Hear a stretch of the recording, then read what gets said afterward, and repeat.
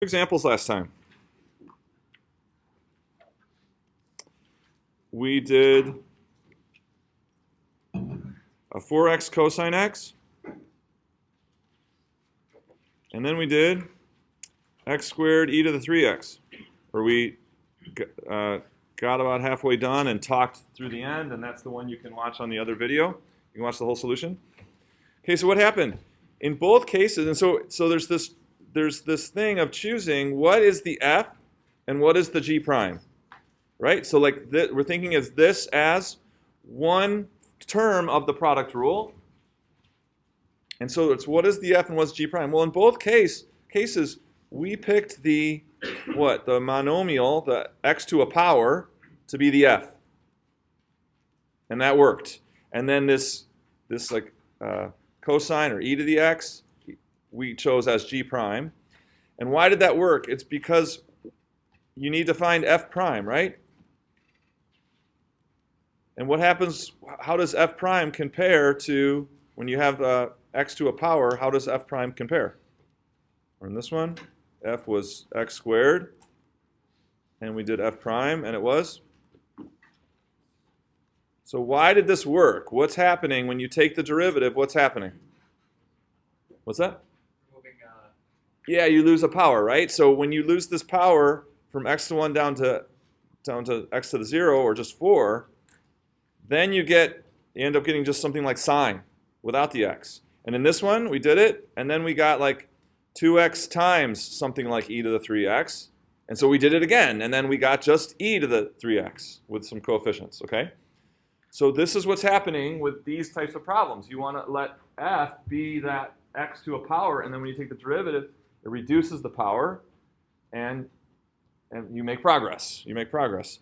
So suppose I have, x to the 5th sine 2x. What's going to happen in this problem? What should we let f be? X to the 5th. And then what's going to happen? Yeah, we're going to have to we're going to have to do it like 4 more times. We're going to have to do it 5 times. Each problem a sub-problem within the next, kind of like we saw with this 2 times. Okay, you won't have to do that. But you should know that that's what happens, right? So when you set f equal to x to the 5th and you work through it, then you get one that's with x to the 4th. And so then then you work on that one. And when you set f equal to x to the 4th, then you get x to the 3rd times sine or cosine. And then you got to work on that one. And you keep iteratively doing the same technique this many times. Okay, so that being said, let's try this.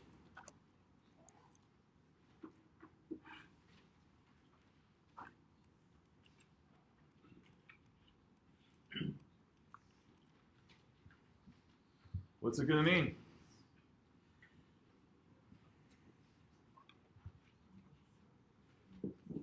What do we expect? Doing the problem 4 times, right? What do we want to let f be? X to the 4th. So then f prime is 4x cubed. And g prime is ln of x. So g is 1 over x? Wait a sec, right? Now we have a mini antiderivative. When you set g prime equal to that thing, you have a little antiderivative. What function, when you take the derivative of it, gives natural log of x? Not 1 over x, right? 1 over x is the derivative of natural log of x. We're asking what function's derivative is natural log. It's the opposite. That's not an easy or simple rule, right? That's not an easy or simple rule. In fact, the antiderivative of natural log of x requires this technique. If I'm going to do that, if I'm going to do the antiderivative of natural log, I need to use undoing the product rule to do it. So it's kind of like, by setting it up this way, I'm kind of back to square one. I'm trying to do antiderivative of natural log of x. I don't know what that is. So that means, we're going to try something else. What else can we try? Let f be ln, and let g prime be x to the fourth. F prime is then? And g is? Now that we can do the antiderivative of, right? And we just cross our fingers that this is going to work, right? Every other time we put the x to the fourth or x to the cubed with f, and that was the way to the solution. Well, that doesn't work here. We got to just try the other way, and hopefully it'll work. Antiderivative of x to the fourth is? 1/5 x to the fifth, right? So here we go. So I'm going to do f times g is 1/5 x to the fifth ln of x equals my answer, right? This thing plus integral g f prime, which is 1/5 x to the fifth times 1 over x. And then remember, the whole point of this technique is this alternative integral, the integral of the other term of the product rule, is something we can do. How about this? X to the fifth over x. What is that? We can simplify that, right? That's just x to the fourth.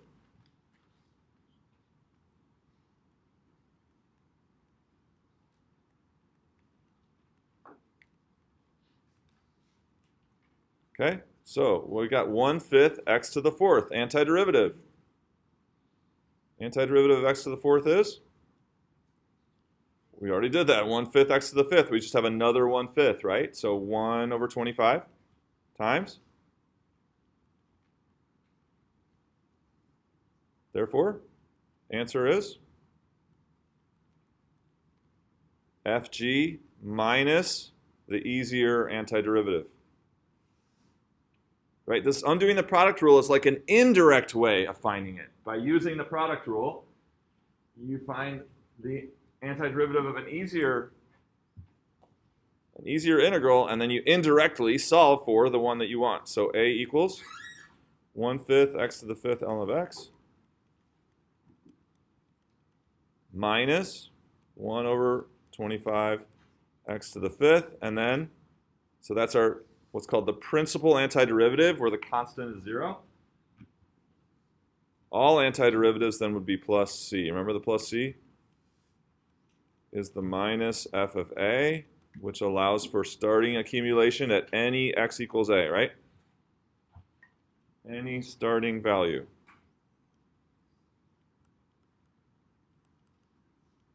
To accumulate from. And that minus f over a, that's the plus c. Okay, so did it take 4 times?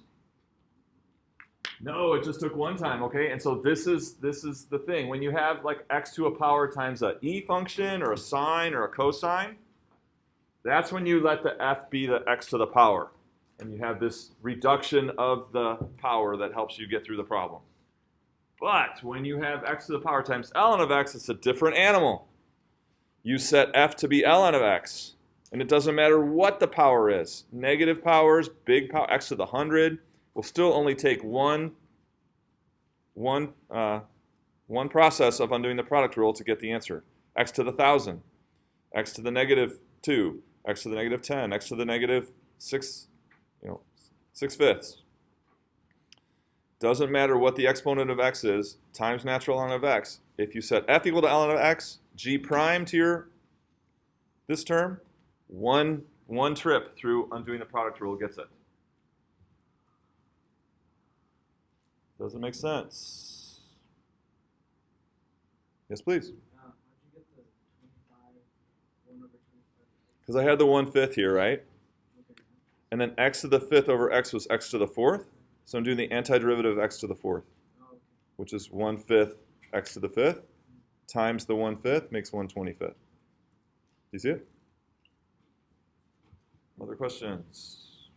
Okay.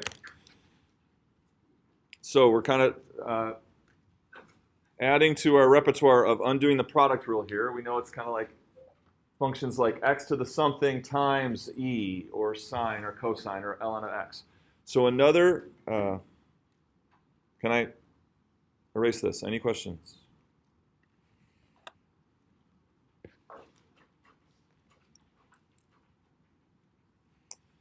Okay, so how about this one? Another use of this is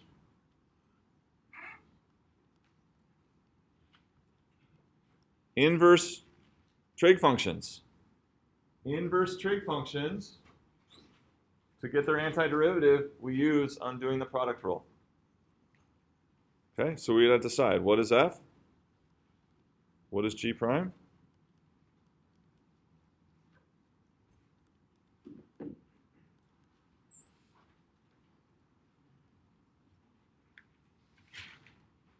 So what is f and what is g prime? Well, there's only one thing here, right? Cosine inverse x. What about cosine inverse x being g prime? Would that work? What would happen? Then I would need to what? Do the antiderivative of cosine inverse x to get g. Does it work? No, that's the problem we're given. You see that? So that makes the choice easy, right? You shouldn't put cosine inverse x here, because then you have to do this little antiderivative here. Well, that's what we're trying to find. We don't know that. So instead, cosine inverse x goes as f, right? Okay, what's our derivative of cosine inverse x? Anybody remember? 1 over square root of something else. It's a negative? Negative, right? Okay, so what does that make g prime? What times cosine inverse x gives cosine inverse x? Right? We're thinking of this as two things multiplied together. What would the other factor be? 1. Antiderivative of 1 is x. Okay, so let's see how this works. So now I'm going to do this here, right? Fg is x cosine inverse x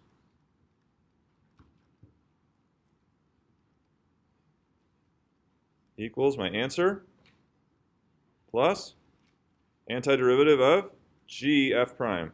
So it would be x negative x over square root of 1 minus x squared dx. And this is supposed to be easier or doable, right?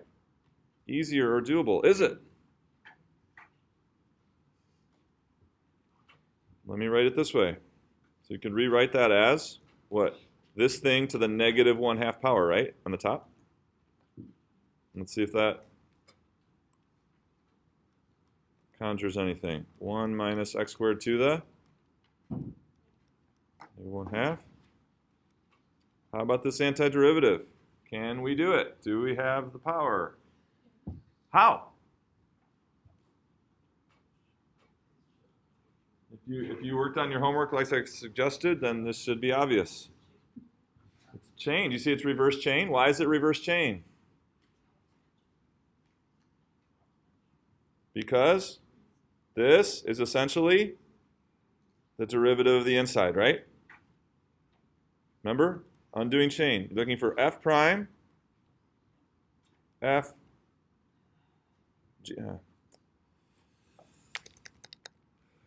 f prime times g of f. This is the pattern you're looking for undoing the chain rule, where you have the derivative of the interior of the other part. If you have the derivative of the interior, that's the chain rule, right? You have to, at the end of the chain rule, you have to multiply by the derivative of the interior. So that's what you're looking for, the derivative of the interior. And we have that essentially, right? X to the first here, is essentially the derivative of 1 minus x squared. It's off by a factor of 2, but that factors don't phase us. We can settle that later. So this is undoing the chain rule. So what's our first attempt?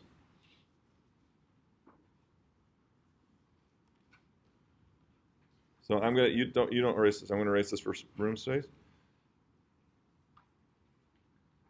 So our first attempt is, what do we do? Remember what we do? You got f prime g of f, g prime of f.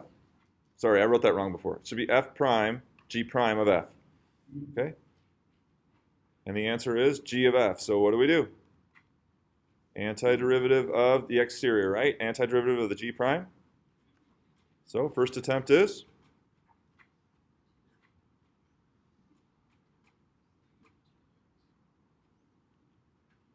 So what is our g prime? What are we focusing on here? The negative 1/2 power, right? Antiderivative of something to the negative 1/2 is?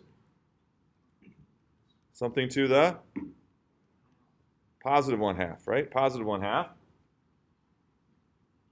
But if we have it to the positive 1/2, we'll also need a 2, right? So now we take the derivative to check it. 1/2 times 2 is 1 times 1 minus x squared to the negative 1/2 by the chain rule then times negative 2x. And then we ask, is this derivative of our attempt exactly the same as what we started with? How's it? What is it off by? Just 2, right? So I have an extra 2 that I don't want. So how do I adjust the first attempt? So I don't get this 2. 1/2, right? So I'll just take 1/2 of my first attempt, or get rid of that 2. So I could just do 1/2, second attempt, 1/2 to take care of that 2, times the 2 to take care of this 1/2.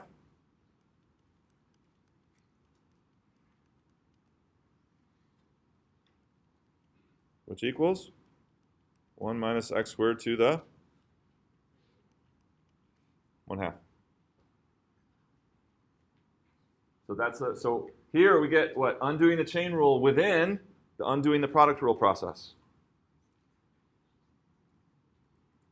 And I'm hoping that you tried that homework last night, and so this is familiar. This doesn't feel like we never did it before or a long time ago, okay? This is the most important technique, this undoing the chain rule, because it's the first thing you look for, it's very prevalent, and it finds itself within all the other techniques that we do. That's why that homework is so long, so you can get the hang of it. And then come to office hours on Monday. Work hard over the weekend. Come to office hours on Monday to get that settled, okay? Any questions on this? Ask if I lost you. Okay, so then we got the antiderivative here.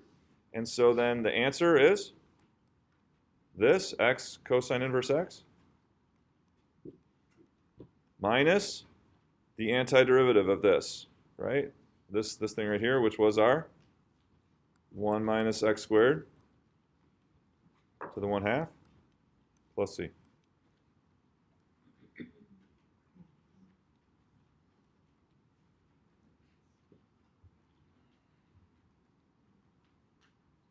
You can ask. Probably someone else has the same question.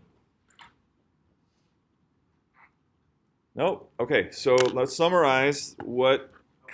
Please, yes. Is there... Didn't we just take the inverse of the inside shouldn't it just be 1 divided by 2 times 2, that part in there? I'm not... Can you ask me again? So we took the inverse of a plus the integral of that. The inverse of the integral of that is 1 divided by 2 times 2. It's not... You're like, saying... I don't know what you mean by inverse. Do you mean antiderivative? Yeah, We're working on the antiderivative of this one up here. yeah. And that's undoing the chain rule. And so what we got in the end was this right here. So did I answer your question? Are you sure? Okay. So yeah, so the answer to this antiderivative was this here. And so then to solve for a, we subtract that to the other side. So I'm saying minus that thing. Ask me after class if I didn't get it, okay? All right, other questions? Okay, so let's summarize the types of functions you're on the lookout for undoing the product rule. Let's summarize that. Ready?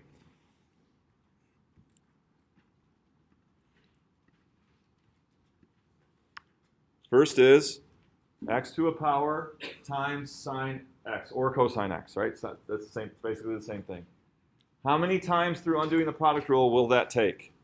How many times embedded problems? N times, right? We saw, yeah, N times you'll have to work through undoing the product rule within itself, like nested, to solve that out, N times, okay? And this is the same, x to the n cosine x also, okay?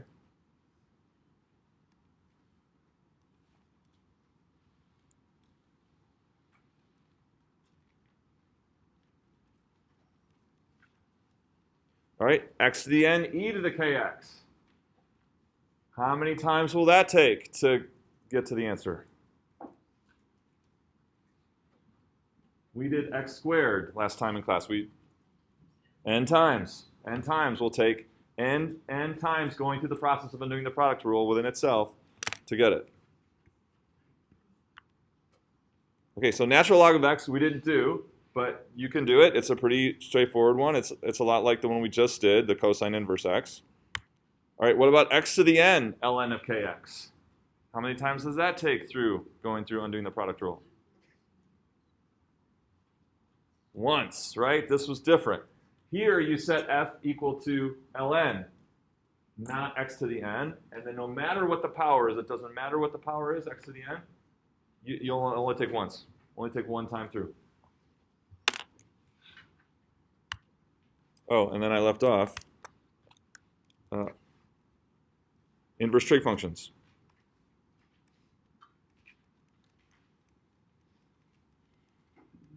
Like that last one we just did. So on Monday, we're going to talk about more complicated trig functions. But if it's just an inverse trig function, it's not that. It's going to be, you're going to use undoing the product rule like I did for the inverse cosine. So these are the common forms that you're on the lookout for undoing the product rule. Okay, there are others that qualify, but 90 to 95% of the problems that you'll run into for undoing the product rule will be one of these forms. So you kind of learn to be on the lookout for these. Any questions? And then we saw inverse trig functions when the easier integral is undoing the chain rule, like we just saw, okay? All right, so that's undoing the product rule. So let's talk about the next technique, which is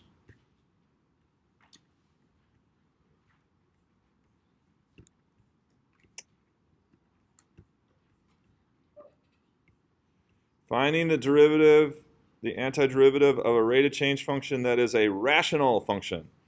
What's a rational function? A rational function is when you have one polynomial divided by another.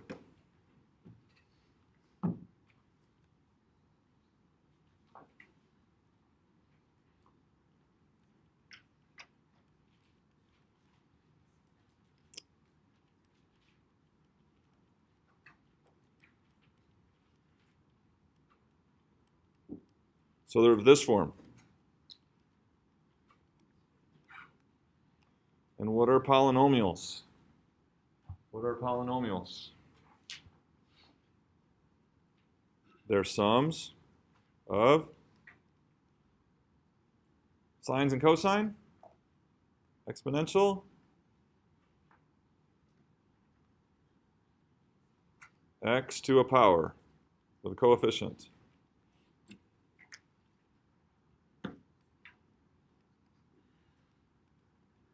So, and we're going to need this later in the course too, and my experience is that students don't know what polynomials are.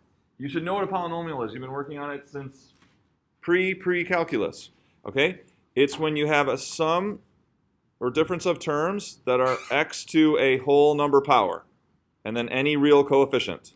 So then in the end, you get something x squared, something x, and then a constant. So know what polynomials are. If it's not in your filed away in your memory banks, file it away today. Sum or difference of monomials, which are x to a whole number power with any real coefficient. These are any real numbers, and these have to be whole numbers.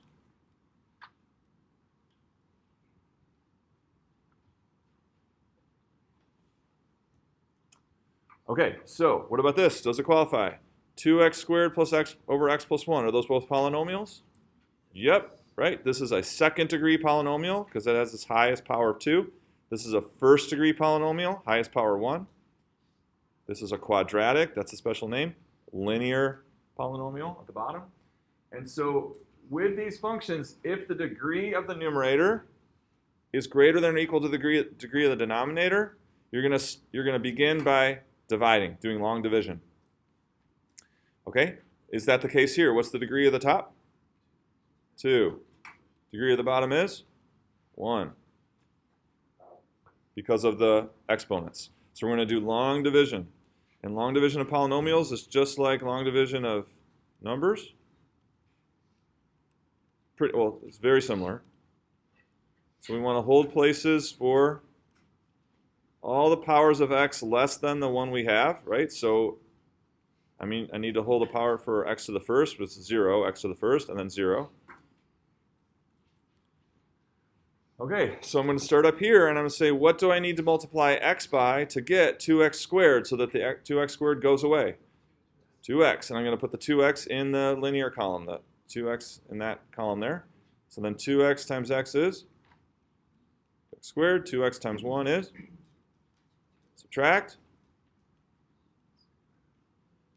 And this should be 0. That's the whole point of choosing 2x, so that that goes away. That's 0. And then minus 2x is minus 2x. Bring down the 0. Remember this? Bring down the 0. And then we do it again. We say, what do I need to multiply x by to get minus 2x? Negative 2. That's in the constant column. So minus 2x minus 2. Subtract, makes this go away. Subtract, get plus 2. Did I do the math right? I'm subtracting, I have to subtract this whole thing, right? Subtracting negative 2x, subtracting negative 2, so that's plus 2. Any mistakes? Am I good? Okay, so then what that means that this rate function, this is my rate of change function, right? It's my rate of change function, is the quotient, what? Plus the remainder over the divisor. Remember that? So it's so by long dividing, you get a different form of the original rate function as quotient plus remainder over divisor.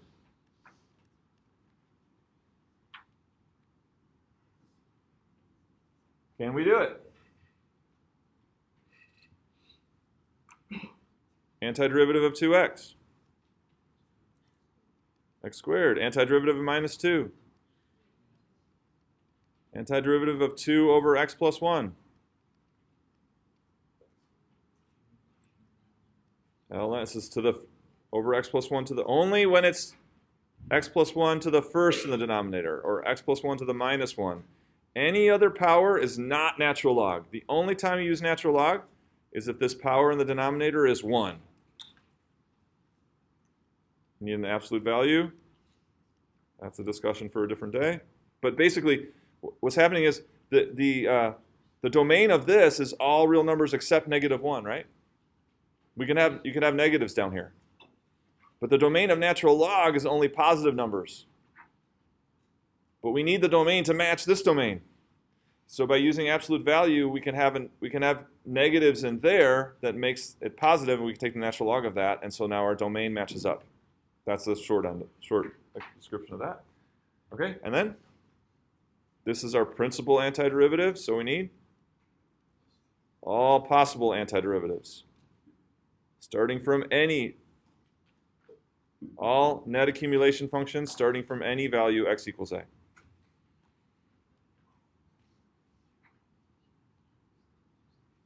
Questions on this example?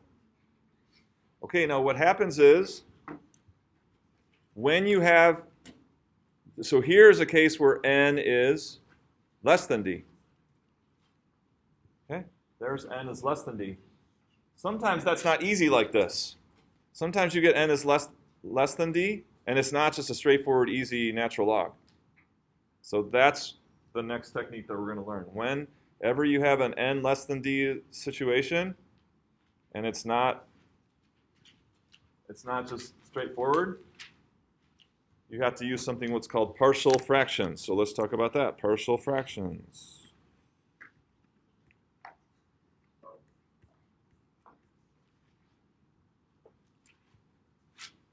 So if the degree of n is less than d, and also you have two qualifications for this. The degree of n is less than d, but also that denominator has to be able to be factored, at least into two factors. Then we can use this technique that I'm about to show you. So does this one fit the bill?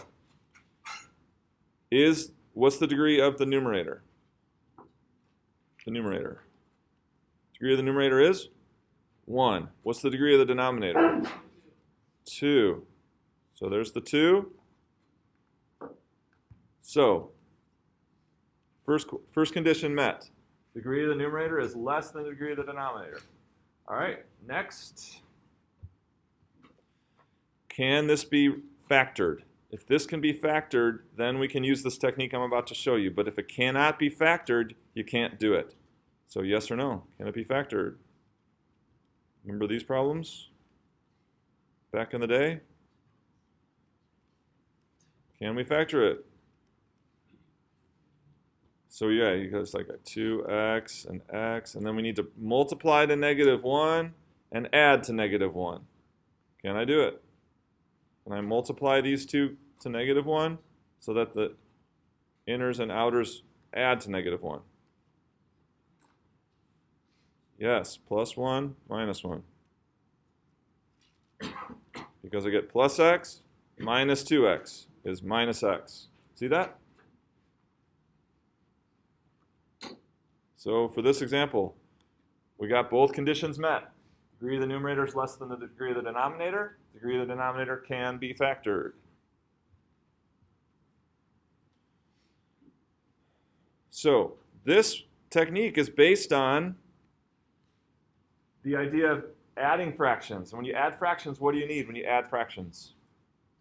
Common denominator, right? So this is like the result of adding two fractions.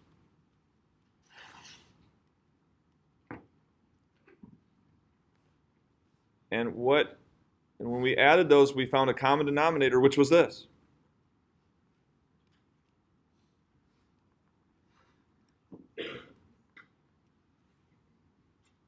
So what are my two original denominators? 2x plus 1 and x minus 1. So you see that if you were to add fractions with these denominators, the common denominator would be what we have, this. So we just got to figure out what goes in these numerators.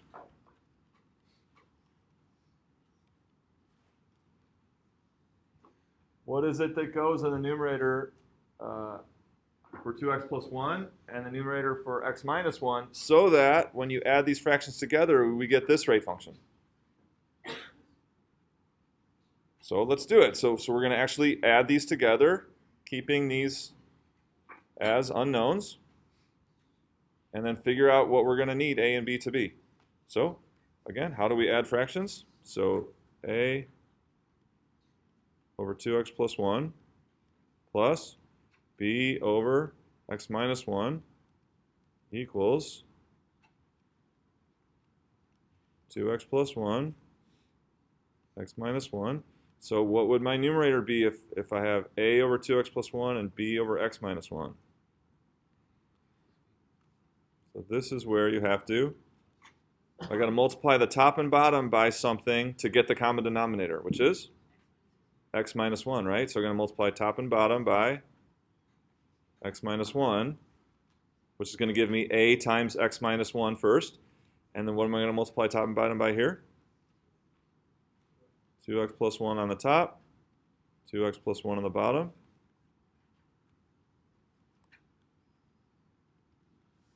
So to get my common denominator in this first fraction, I need a times x minus 1.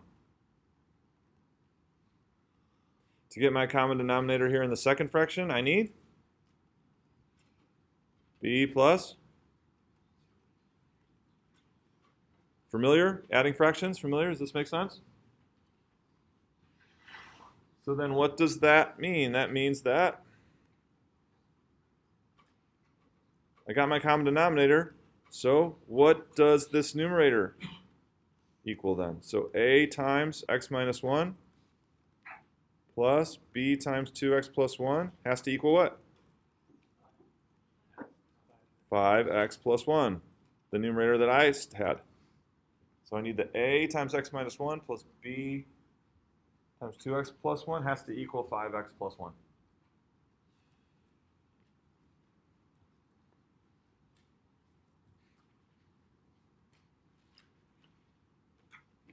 Okay, which means ax plus 2bx minus a plus b equals 5x plus 1. So I multiplied and I rearranged things. I put all the x's together on the left and the two constants together.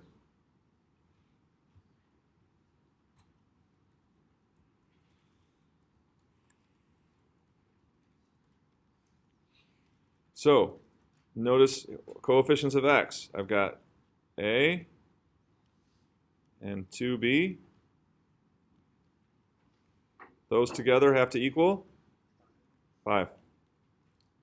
And then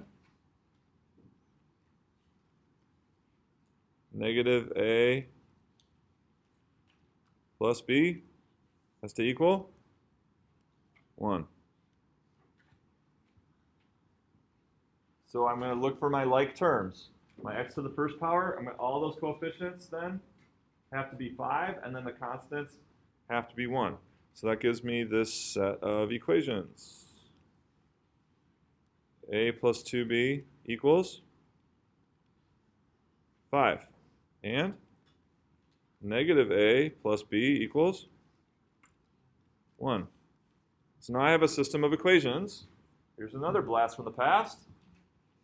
Systems of equations. So there's different ways to solve these. There's different techniques. There's a substitution, there's elimination, matrix method, however you want to do it. This one's all set up for elimination, right? There's an easy thing we can do here. What is it? Add the equations, right? This is called elimination because this is all kind of set up to eliminate a. If you add these equations, you get 0 plus 3b equals. Does anyone think I've made a math error along the way here? And you're not speaking up? How does it look? Okay, just want to make sure. So b is, 3b is 6, therefore b is 2. Go back to the equations, we get a is. So use either equation then to solve for a. So 4, 5 minus 4, yeah, that works. Therefore, we're going to put, we know that a now is 1 and b is 2, which will make this form of the rate function equal to this form of the rate function, the original that we got.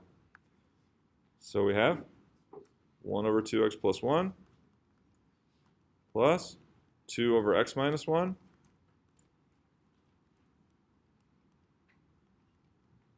which is natural log only because these are to the first power down here, right? To the first power. And so it'll be natural log of 2x plus 1. Is that the right antiderivative?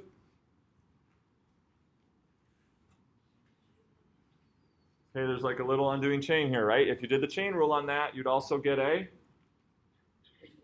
You'd have to multiply by 2, right? A 2 that we don't have. Right? If you did the derivative,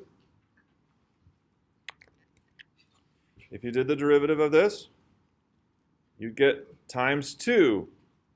2 that we don't have. Therefore, we need 1/2.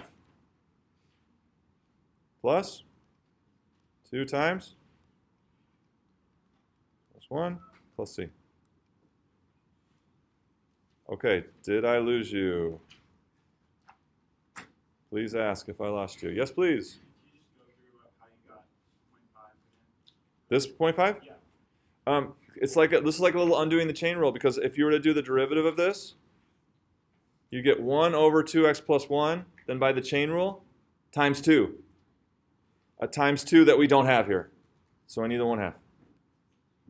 Other questions? So that's like just like a really like a mini undoing the chain rule. Other questions? Okay, let's do a harder one.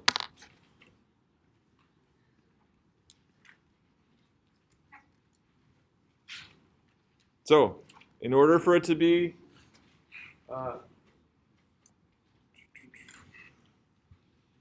partial fraction technique that we just did, 2 conditions, right? First condition is degree of n less than d, and d is factorable. 2 conditions. Is condition 1 met? What's the degree of the numerator? 2. What's the degree of the denominator? 3. You got x here, and then x squared. Makes x cubed. If you multiply this all out, you get x cubed. Check. Degree of the numerator is 2. Degree of the denominator is 3. Okay. How about the denominator? Is it factorable? It's already factored. So yeah, it's staring you in the face, right? Nothing to even think about. It is factored. Okay, so let's do it. Now, here's a kind of little strange thing that we have to do, though, here. Think about what denominators we have. So certainly, what, x minus 3, right?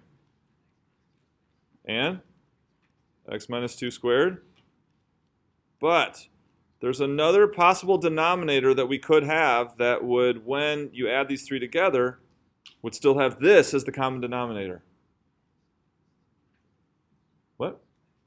Just x minus 2 by itself. Do you see that if I added those 3 fractions together, my common denominator would still be x minus 3 over x minus 2 squared? You need to include that possibility that you have a fraction that's just over x minus 2. Still the same common denominator. Do you see it? Does it make sense?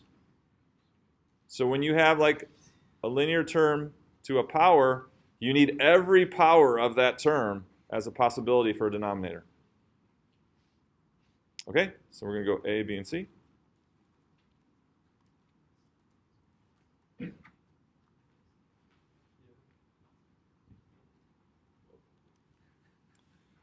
And here we go. So I'm just going to jump right to the numerator. So we know what the common denominator is. So I'm not going to write down any more denominators. Here's our common denominator. So we'll go right to the numerator. So what will be my, how do I need to change this to get the common denominator? Top and bottom by x minus 2 squared. What about this one? What do I need to multiply top and bottom by to get the common denominator? X minus 3. Now what about this one? I have 1 x minus 2. So I need the x minus 3 also. 1 x minus 2. And now that gets me the common denominator.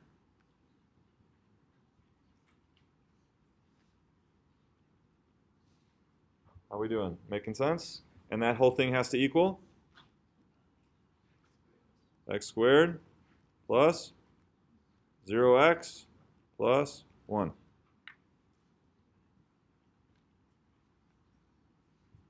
Okay, here we go. Let's go fast.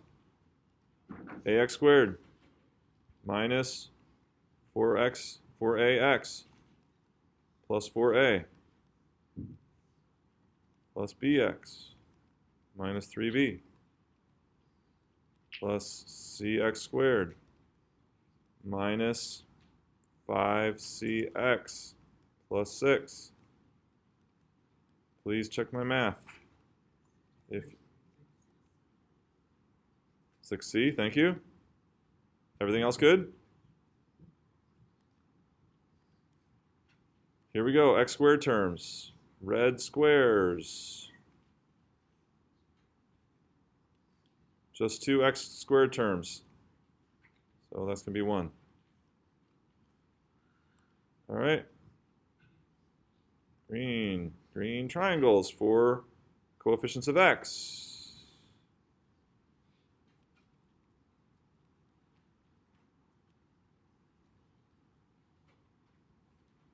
Did I get all those? And that's going to be equal to 0.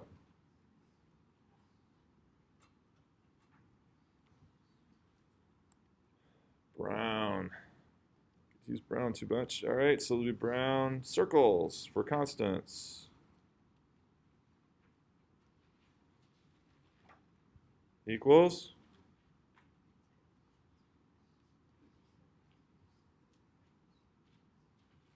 Does it make sense? See what I'm doing? So I'm matching up the coefficients of each of the different degrees. So the red circles, those are my coefficients of x squared, and we know those are going to have to sum up to 1, the coefficient of x squared on the right. My green triangles, those are my coefficients of the linear terms, x. Those are going to have to sum up to 0. And then my,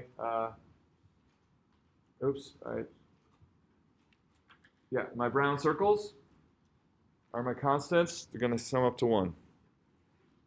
So here we go.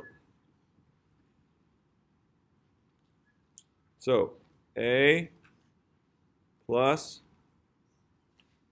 C equals 1. Minus 4A plus B minus 5C equals 0.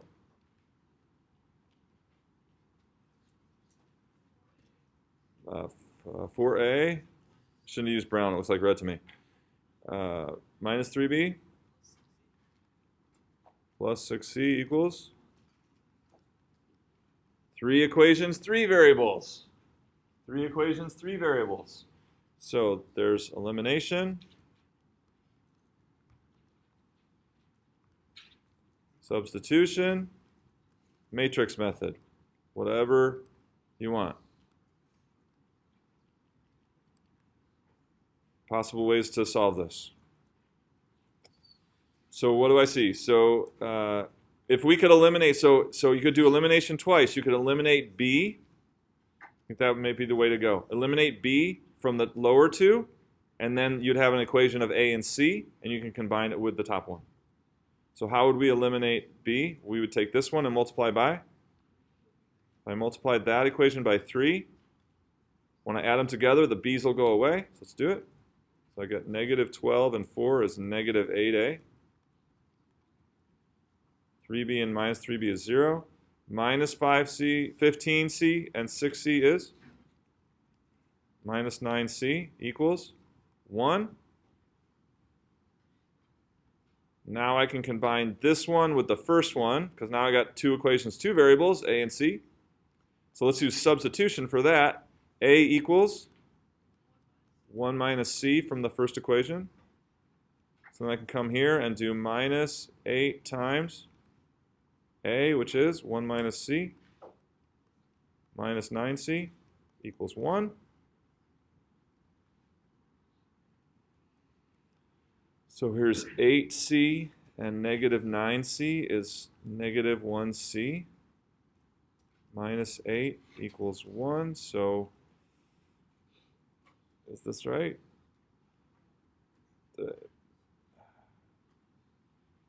So C, negative 9. So A is, did I make a mistake? Where? A is 1 minus C. Minus 8 times 1 minus C minus 9C. That looks right. So then minus 8 and plus minus C. I think it's right. So then if C is minus 9, then A is 10. And then B is, what'd you get for B? Negative 5?